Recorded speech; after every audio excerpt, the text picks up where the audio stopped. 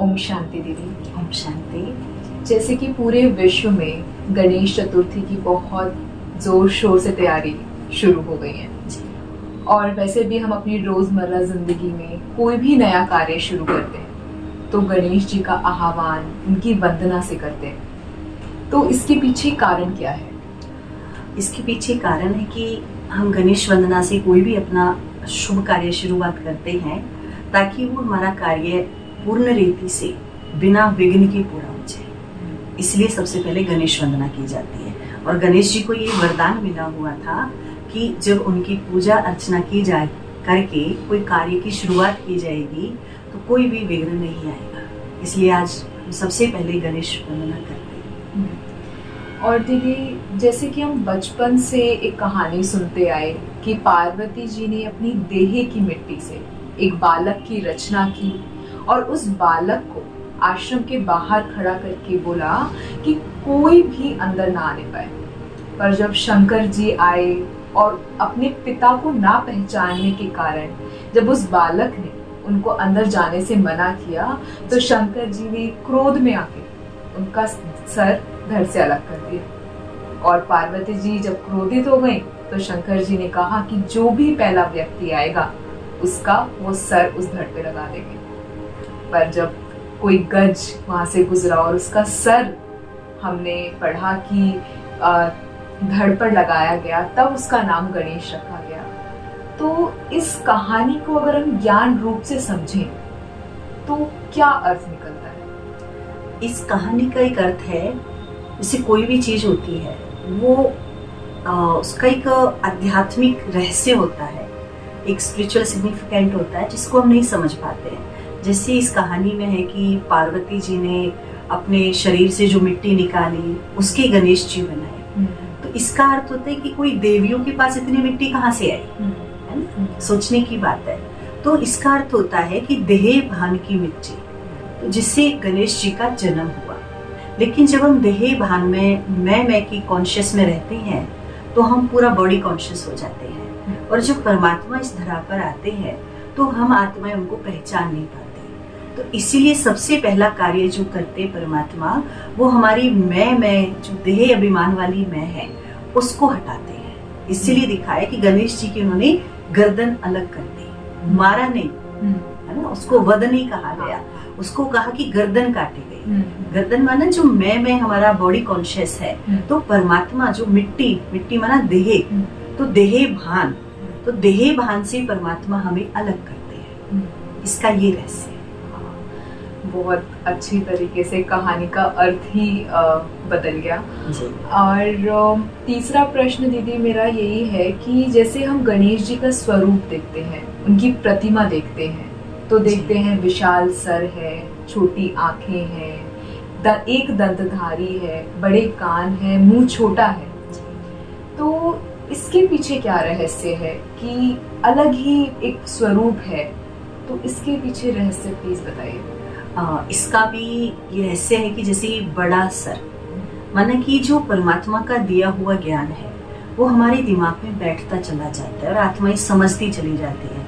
और उस ज्ञान से जो पहली प्राप्ति होती है, जैसे कहा छोटी आंखें, तो छोटी आंखें माना कि जो बहुत सूक्ष्म से सूक्ष्म चीज है हम दूरादेशी होकर के उसको भी देख पाए। और दूसरा से कान बड़े दिखाई है ना? सूप जैसे छलनी होता है तो वो कूड़े को अलग कर देता है और अच्छी चीज को अलग करता है। उसी प्रकार कि हमें क्या सुनना है और वो जो सुनने लायक है हम सिर्फ उसी को सुने, व्यर्थ ना सुने। कई बार लोग कहते हैं कि क्या फर्क पड़ता है, इधर से सुनो इधर से निकाल दो, लेकिन ऐसा नहीं होता है क्योंकि जो अंदर जाएगा वो कुछ ना कुछ अपना रिजल्ट हमें जरूर देगा। तो इसीलिए हमें जो सुनने लायक है हम वही अपने अंदर लें, इसीलिए बड़े कान दिखाए।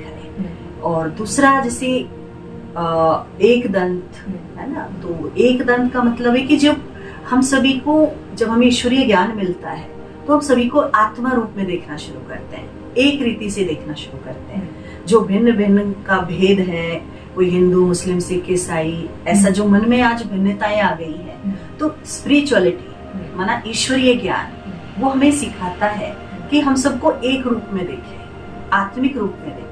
तो ये एक दंत का। और दीदी जो छोटा मुंह है वो किस चीज हाँ, का? छोटा जो मुंह है वो है कि हम कम बोले, जिसे कहते हैं 2 कान है और 1 मुंह है, मतलब हम सुने ज्यादा और बोले कम, तो इसका ये अर्थ होता है। ठीक है दीदी। और जैसे कि हम बोलते हैं कि गणेश जी विशाल बुद्धि वाले हैं, विघ्न विनाशक हैं, एक और सुमान उनका है कि लंबोदर हैं, है ना? तो इतना बड़ा उदर होते हुए, इतने पूजनीय देवता होते हुए भी उनकी एक सवारी चूहे को दिखाते हैं जो कि बिल्कुल छोटा है ना? तो ये क्यों, ऐसा क्यों दिखाया गया?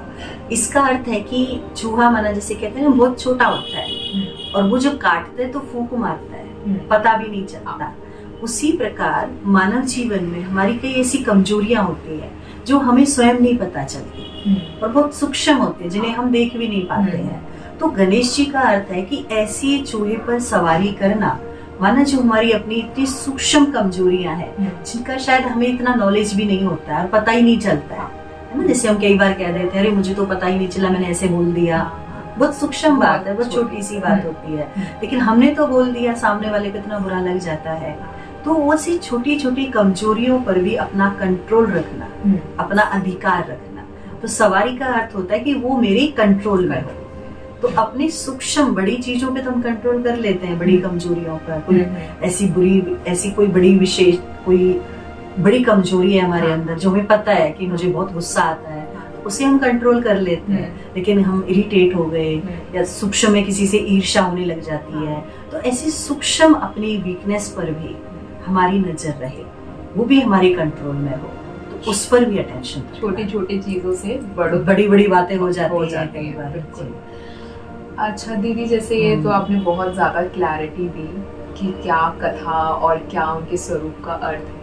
तो हम गणेश चतुर्थी हर वक्त उनकी महिमा, वंदना, पूजा अर्चना से करते हैं। तो इस साल कुछ ऐसी धारणा या ऐसा पॉइंट हम दर्शकों को बताएं कि वो इस साल अपनी गणेश चतुर्थी को एक अलग तरीके से, एक अलग डायरेक्शन में मोड़े, तो आप क्या बताएं?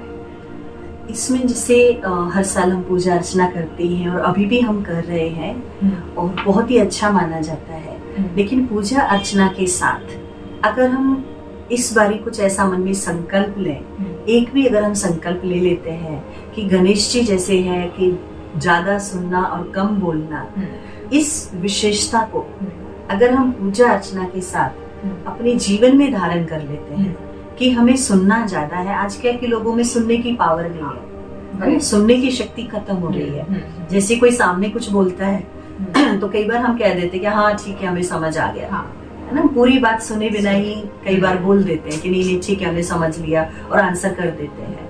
तो वो कई बार सही नहीं होता है और कई बार हम बड़ी बड़ी प्रॉब्लम में फंस जाते हैं। फिर वो कहते नहीं हमने तो पूरी बात कही थी, और हम कहते कि नहीं हमने तो ये समझा था, हमने ऐसा समझा था, तो उससे बड़ी बड़ी प्रॉब्लम कई बार क्रिएट हो जाती है।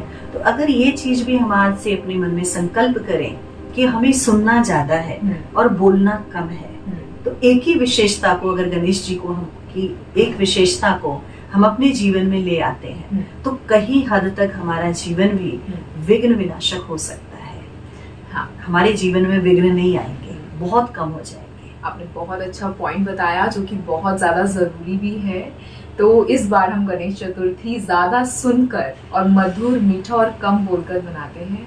तो बहुत बहुत शुक्रिया दीदी। ओम शांति। और आप सभी को गणेश चतुर्थी की बहुत बहुत शुभकामनाएं।